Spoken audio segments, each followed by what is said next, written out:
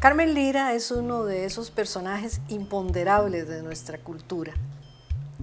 Su mirada crítica sobre la realidad, su voz cuestionadora, le atrajeron tanto simpatías como rechazo. Leerla en su contexto epocal nos permitirá comprender mejor a esta mujer de inteligencia privilegiada.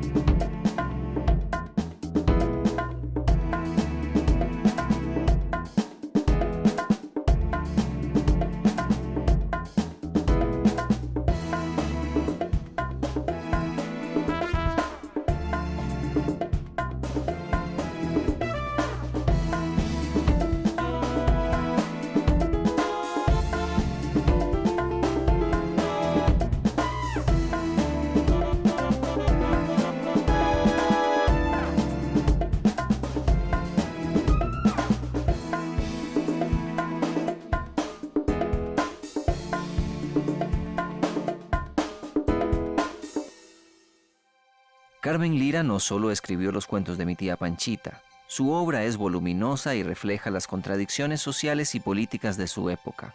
Es una de las mujeres más lúcidas y valientes que ha producido Costa Rica. Alfonso Chase.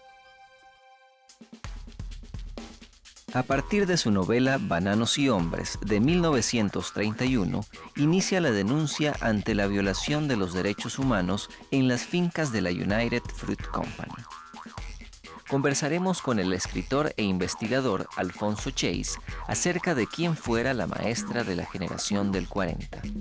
Desde la perspectiva de Chase, el trabajo de Carmen Lira ayuda a construir los cimientos estéticos e ideológicos de la democracia costarricense. ¿Digo Carmen Lira o digo que hay varias Carmen Liras? Decimos Carmen Lira y decimos que hay varias Carmen Lira. María Isabel Carvajal, Chabela, Lira, que fue la primera en 1905, y tenía nombres completamente, podemos decir Juan Silvestre, que es el alter ego masculino de ella. Es ella convertida en un muchacho, un joven señor de los años 20 en Costa Rica. En un programa de identidades y de identidad, indudablemente que surge la pregunta sobre este siendo de este personaje, al que podríamos llamar incluido dentro de una cierta exclusión en nuestra cultura costarricense. ¿Cómo has analizado a través de todo el estudio de la vida de Carmen Lira esto que yo llamaría inclusión de la exclusión? Bueno, aparecen el 10 y el 11, ¿verdad? Primero personaje de cuentos que no eran específicamente sobre Juan Silvestre, pero él aparece como personaje, como amigo, como viajero, como marginado también, ¿verdad? Excluido de la sociedad por sus ideas y reflejando la visión de un artista muy de los años 20, dijéramos. Un romántico, lo que la gente llamaba, y ella también, alas románticas. Alguien que tenía tiempo de conversar, de hablar, cuando el tiempo tenía un valor no simbólico, sino real, y que veía lo que ocurría en San José. Juan Silvestre se desplaza por diferentes lugares de Costa Rica, pero su centro de acción es San José. Y Carmen Lira se desplazó por diferentes lugares de nuestro planeta, Europa, por ejemplo. Bueno, me sería más fácil decir que el primer lugar que descubrió fue en Heredia, ¿verdad? Ajá. Donde fue maestra rural en el pueblito de Los Acosta, donde estuvo enterrado Manuel Mora, y ella ahí tenía su público rural, que eso es muy interesante. Luego fue maestra en San José y a raíz de la caída de los Tinoco fue premiada con una beca a las mujeres que quemaron la información, porque fueron quemadas por mujeres, con una beca a Europa durante 1920 a 21. Prácticamente pasó 2 años en Europa. Europa quiero decir París, que le gustaba mucho, Florencia, a la cual viajó, y sobre todo Bélgica, donde estaban de moda la experimentación de ciertas ideas pedagógicas en la época. ¿Cómo es que Carmen Lira va construyendo su ideario político? Lo va construyendo desde que decidió asumir el papel de hija no reconocida, perteneciente a una sociedad que la excluía para aspirar a ser religiosa de las Hermanas de la Caridad del San Juan de Dios, y luego dándose cuenta a partir de 1910 que el mundo estaba en acción. Un suceso que influyó mucho en ellas fue la primera revolución rusa de 1905, que fue hecha por provocadores y que trajo la muerte de gran cantidad de personas en las diferentes manifestaciones.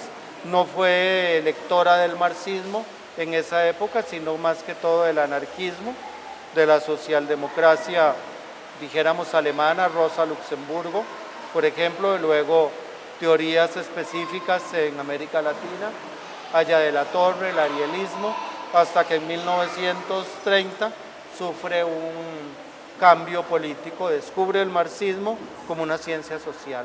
¿Cómo lo descubre? La gente cree que es en literatura, no tanto en literatura, como historiadora. Escribe o empieza a escribir un libro muy famoso, pero se desapareció, que se llamaba Historia de un grano de café, y también una historia de Costa Rica para estudiantes, del desarrollo de las diferentes etapas. Tiéndese a ver, como se diría en la época, con los ojos del presente lo que se hacía en su momento. No podemos juzgar lo que hacía Carmen Lira como científica social con el presentismo actual. Hay que ubicarla. Yo conservo un libro entre algunos, digamos los ensayos de Montaigne, que influyeron muchísimo en ella, y también la psicología de las multitudes de Gustave Le Bon. Hasta ahí llegó Carmen Lira. No leyó a Max Weber, etcétera, y cuando leyó el socialismo científico, lo leyó en la versión soviética. Los manuelitos horribles que hacían de eso un catecismo, al cual ella nunca aceptaba, y luego es muy interesante el papel que ella tuvo frente a Trotsky o ante Trotsky. El Partido Comunista de Costa Rica, mientras ella tuvo una gran influencia en esa época, nunca condenó las ideas trotskistas. Y en la casa de Carmen Lira habían libros de Trotsky que había llevado Rómulo Betancourt y que leían a escondidas María Isabel y él. Toda esta formación ideológica, si es pertinente llamarlo así, se cuaja después en una acción política. Sí, una acción política en la cual ella deja de escribir. Ajá. ¿Verdad? Su último cuento conocido, para decir en la creación de ficción, ocurre en 1939, que es un cuento muy lindo sobre lo que se llamaba Barrio Kit, que son los barrios del sur, y la gente que compraba palco de platea en el cielo, y empieza a aparecer las lavadoras de la maternidad Carit, como la llamábamos nosotros. Había un lavatorio público donde la gente llegaba a la ropa, la propia y ajena. Ella empieza a darse cuenta de una realidad que tenía que ser modificada políticamente.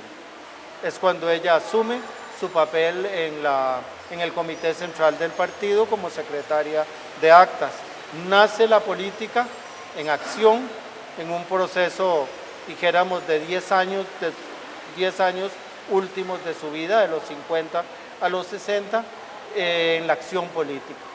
Octavillas, participación en mitines, etcétera, porque aunque ella tenía una voz no muy alta, lo que decía era muy contundente, muy sarcástico, muy inteligente. Siempre se dijo que la inteligencia de Carmen Lira era única en el país. Lo dijo don Ricardo Jiménez. Esa inteligencia en un cuerpo femenino tuvo también sus consecuencias, el hecho de que fuera Carmen Lira mujer. Por supuesto, porque se le atribuían virtudes masculinas. Y en realidad las grandes enemigas fueron sus discípulas, ¿verdad? Algunas que ella había formado en literatura infantil, y fueron mujeres, aunque el pleito de ella y la gran, como dijéramos, lucha contra el ambiente estaba encerrada en contra de hombres emblemáticos que movían el país, Luis Doble Segreda, pero ella dividió a la gente. Digamos, Solón Núñez Frutos, que fue ministro de Salubridad Pública, era íntimo, el doctor Peña Chavarría, todo el papá de don Pepe Figueres, eran gente que sabía que estaba en lo correcto María Isabel. La obra de Carmen Lira es tributaria de esa mirada y de esa voz cuestionadoras. Leerla, conocerla, es enfrentarnos a nuestros propios mitos y contradicciones.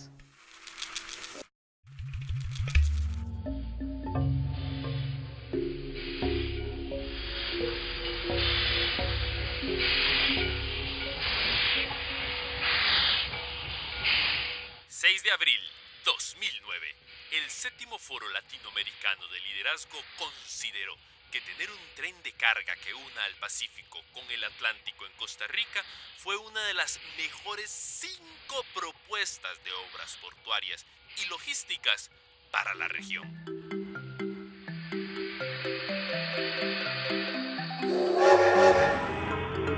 Bueno, ya el siglo pasado ese tren existía. Y es que este pequeño país decidió en 1995 que los trenes no eran viables. Echó por tierra el esfuerzo que comenzó en 1871 de construir un ferrocarril en Costa Rica. En aquel entonces, mientras que por un lado Tomás Guardia celebraba a los héroes de 1856, se invitaba a Minor Kidd para construir el ferrocarril al Atlántico. Kidd previó un buen negocio en los bananos. Así, al lado de su ferrocarril, empezó el monocultivo que lo harían a él y a la United Fruit Company ricos y famosos. La compañía es dueña de todo. Es dueña del club y de las oficinas, de las matas de banano y del alumbrado, de los hidrantes, de los ferrocarriles, los motocars, los trenes, los muelles, los botes, los aviones, las estaciones de radio. Cada casa, desde la del gerente de la división hasta la del trabajador más humilde, hasta el agua en los tubos y la electricidad en las paredes, la suple la compañía. El error de nuestros antepasados consiste en enajenar por 99 años nuestro ferrocarril al Atlántico, en tanto que nos cargaron, quizá por otros tantos, o más, la pesada deuda exterior proveniente de parte de su costa. Los cholos son ignorantes. Esto hace que sea más fácil manejarlos. Se dejan explotar. Con gente civilizada uno no puede hacer lo que quiera con ellos. Pongo primero bananos que hombres, porque donde hay ganancias, nadie cuenta los muertos. En estos estudios que has realizado ya por tantos años, ¿cuáles son tus personajes claves para sentir a Carmen Lira? Su amigo, compañero y admirador, don Alfredo González Flores, que la quiso muchísimo, don Joaquín García Monge, que la editó, don Roberto Brenes Mesén, que le molestaba a Carmen Lira mucho, pero le encantaba lo que escribía, y sus amigas, quiero decir, Emilia Prieto, Luisa González, Lilia Ramos, Margarita Castro Rapson, María Alfaro de Mata. ¿Y los de las páginas de ficción? Juan Silvestre. Yo realmente, y Sergio de la novelita, ¿verdad? Pero Juan Silvestre soy yo, es usted, es la gente que lo lee. Es decir, fue un gran impacto psicológico en América Central, lo cuenta Armilo Breu Gómez, cuando leyeron las fantasías de Juan Silvestre. Podrían haber dicho las fantasías de Carmen Lira, las fantasías de mi generación, las fantasías de los años 10 y 20. ¿Qué signos encontrás vos en esos cuentos que los hacen tan costarricenses? Que no son convencionales. Si hay racismo, la negra y la blanca. Tío Conejo somos todos, es pícaro, ¿verdad? Es más tico que costarricense, pero tienen el alma nacional. Tía Zorra, ¿cuántas zorras no hay en este país? Todos somos tía Zorra. Entonces queda muy claro eso, que Carmen Lira, además de todo lo que hemos dicho, es una escritora psicológica, que cuando escribía provocaba, eso es lo que quiero decir. Cada libro de ella provocaba inquietud, cada discurso de ella provocaba desazón, cada intervención en plaza pública movía a la gente. Pero ¿qué es este prodigio de inteligencia? ¿Dónde salió esta mujer? Me estoy refiriendo a 1948, en la campaña última del bloque de la Victoria, cuando ella en el Cinema Mendoza, que era un cine, era un estadio, era un lugar donde hacían eventos de luchadores y boxeo, ella habla al pueblo de Costa Rica. Y es la primera vez que utiliza la palabra alforja para explicar la relación que tenía el partido Vanguardia Popular, que ya había transmutado, ha sido como un camaleón toda la vida, y estaba llamando a votar por Calderón Vargas. Y dijo, las alforjas que llevamos. Alforjas quiere decir tanta lucha, tanta cosa, para andar siempre cargándole las alforjas a alguien o poniéndoles a las alforjas al otro. Pero poder político, ninguno. Maestra de la generación del 40-50, maestra de la ironía o del sarcasmo, como me aclarabas hace unos minutos. ¿Qué podrías? Caudilla cultural, maestra de maestros, Ajá. como profesora, como inductora de lectores, como punto de reunión. La Universidad Popular se daba en la casa de Carmen Lira en 1940, cuando ella entendió los peligros que significaba una universidad muy reaccionaria en manos de todos los vejestorios y momias egipcias de los años 20. Imagínense qué clase de pedagogía.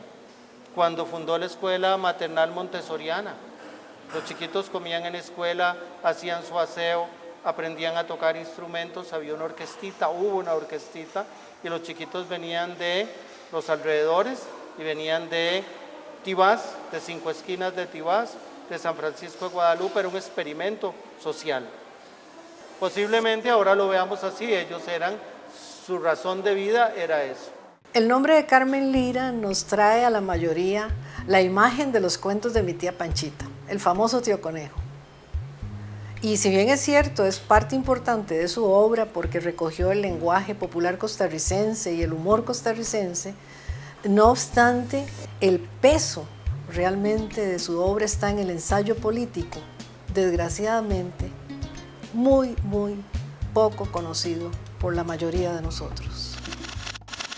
En todos estos años de diálogo con la obra de Carmen Lira, Alfonso, me imagino que ya podrías también orientarnos sobre cuáles son los aspectos que nos permitirían darle una ubicación como debe ser a la figura de Carmen Lira. Hay una gran narradora, una excelente narradora, tan buena como cualquier otra a nivel latinoamericano universal, que trajo nuevos contenidos, nuevas formas y una manera de escribir, tal vez eso es lo que querés tener claro, a la manera costarricense, como había hecho García Monge con Las hijas del campo, no con el moto, con Las hijas del campo, se empezó a crear el lenguaje costarricense, que supera el lenguaje alotico, que es lo que quiero y ha sido un punto de discordia cuando yo he hablado de eso. Hay un lenguaje costarricense que reúne calidades y especificidades del lenguaje labriego costarricense, meseteño, porque parte de nuestra laborquía era labriegos con zapatos, que podía comprar en un almacén zapatos de París o los mandaban a hacer al zapatero del barrio, etcétera. Y la otra gente era la otra parte del país que no leía. En el caso de Carmen Lira, su importancia ya en los años 25, 28 trasciende la gran área metropolitana de la época. Carmen Lira tenía una visión amplísima de lo que es la educación. Entonces eso influyó en nosotros. Desde el punto de vista literario, en mi montones, por ejemplo, el barrio Conejo Fitzi, Bananos y Hombres, Siluetas de la Maternal, influyó en lo que era el lenguaje costarricense.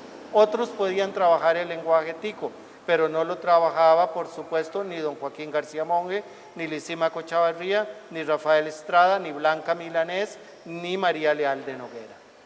Se creó un doble lenguaje, un lenguaje popular, las concherías. Hola, señor José María, traiga la leña pa' vela, pero así no hablan nuestros campesinos. Entonces se empezó a dar un movimiento que es la generación de los 60, que tuvo como bandera a Carmen Lira. En un lado, nosotros somos capaces de sostener dos banderas siempre que esas sean banderas reconocibles. la bandera de Carmen Lira y de Yolanda Oriamuno. Son dos maneras de ver el mundo, no excluyentes, sino tal vez complementarias. Carmen Lira detestaba a Marcel Proust, Yolanda amaba a Marcel Proust, era su libro de cabecera, pero las dos, por ejemplo, leían a Romain Rolland o leían a Freud, porque la gente cree que Freud lo vinieron a leer en los 60, no. En los años 20 se leía Freud en Costa Rica y Carmen Lira leyó a Freud, por supuesto, y se reía de Freud y todo, como era ella. Tenía lo que dijimos antes, fisga, era capaz de reírse hasta de sí misma, de su indumentaria personal, de su manera de ser, que yo también he dicho, Carmen Lira era linda, o cuando uno ama a una persona, la ve linda. Carmen Lira es tal vez la orquídea nacional más hermosa que ha dado este país. Y no le importó no tener apellido en que arrimarse, sino desde niña se hizo su propia manera de ser, como lo hizo don Joaquín, como lo hizo Mardengo, como lo hizo don Roberto Brenes Mesén, como lo hizo don Vicente Sáenz. Todos los días descubrió uno cosas en esa generación y la relación que vos planteabas, identitaria o de la identidad nacional, tal vez la identidad cultural nacional. Si Carmen Lira escribía, por ejemplo, sobre la exposición de la maternidad Carit, hecha por Zúñiga, lo que ella decía era lo que era. Cuando dijeron que iban a quitar la maternidad porque parecía una vaca echada, Carmen Lira dijo que era la obra escultórica que abría para el país una nueva era, y fue una nueva Y no se equivocó. Por ejemplo, cuando ella habló de Julián Marchena, era extraño que una marxista, voy a decirlo convencionalmente, leninista, pudiera entender el modernismo romántico de don Julián. Pero don Julián me dijo a mí que una de las fans más grande y que más le emocionaba a él y que iba a su casa y todo era Carmen Lira. Y le pareció, por ejemplo, que Alas en Fuga era una obra trascendente. Y yo después entendí que eso era así. No antes, eso es lo que quiero decir. Me ayudó a abrir los ojos, como a tantos otros costarricenses en política. Uno piensa las consecuencias del TLC, por ejemplo, que es una parte identitaria nacional. El número de personas que luchó por eso ya estaba presente en el germen de la educación de María Isabel Carvajal, en sus peroratas en Ecos del 56, en el 48. Lo que era la identidad costarricense, la soberanía, la defensa de nuestras empresas, el espíritu democrático. Recordemos siempre este retrato de Carmen Lira en la voz de Alfonso Chase. Esta pintura de la Carmen Lira narradora, de la Carmen Lira conciencia lúcida, de la Carmen Lira voz cuestionadora, de la Carmen Lira acción valiente. Esta pintura de la Carmen Lira, baluarte de nuestra identidad nacional.